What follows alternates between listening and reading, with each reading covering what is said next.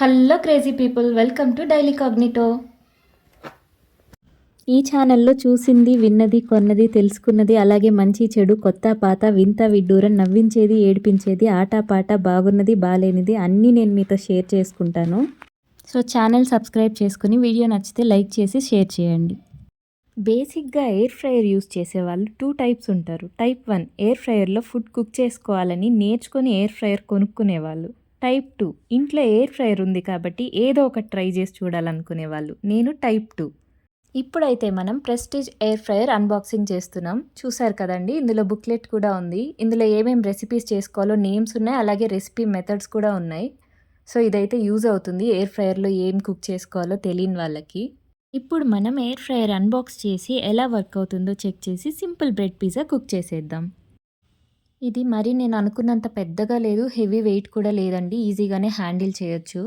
ఇందులో ఫ్రై చేసుకోవడానికి base, butter రాసుకోవడానికి స్పాచులా అలాంటిది ఇచ్చారు. నేనైతే సింపుల్ బ్రెడ్ పిజ్జా కుక్ చేద్దామని ముందే ఆనియన్స్, టొమాటోస్ రెడీ చేసి పెట్టుకున్నానండి. పైన బటర్ రాసి ఆనియన్స్, టొమాటోస్, చీజ్ యాడ్ చేసుకున్నాను.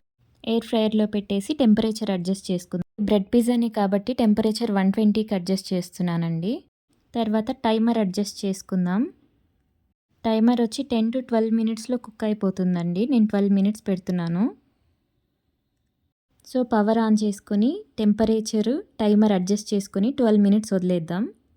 12 మినిట్స్ తర్వాత మీరు చూసినట్టయితే బ్రెడ్ పిజ్జా కుక్ అయిపోయిందండి. చూసారా ఎంత బాగుందో. చీజ్ ఇంకాస్త యాడ్ చేస్తే పిజ్జా టెక్స్చర్ వస్తుందండి. నేను చీజ్ ఎక్కువ తినను, సో సింపుల్గా ఊరికే ఇది ఎలా వర్క్ అవుతుందో చూద్దామని ట్రై చేశాను. మీకు కంప్లీట్ పిజ్జా రెసిపీ కావాలంటే మీరు capsicum, mushroom, paneer, sweet corn ఏదైనా యాడ్ చేసుకోవచ్చండి. చాలా బాగుంటుంది. కంప్లీట్ రెసిపీ కావాలంటే కమెంట్ చేయండి. అలాగే వీడియో నచ్చితే లైక్ చేసి షేర్ చేయండి. Thanks for watching. బాయ్.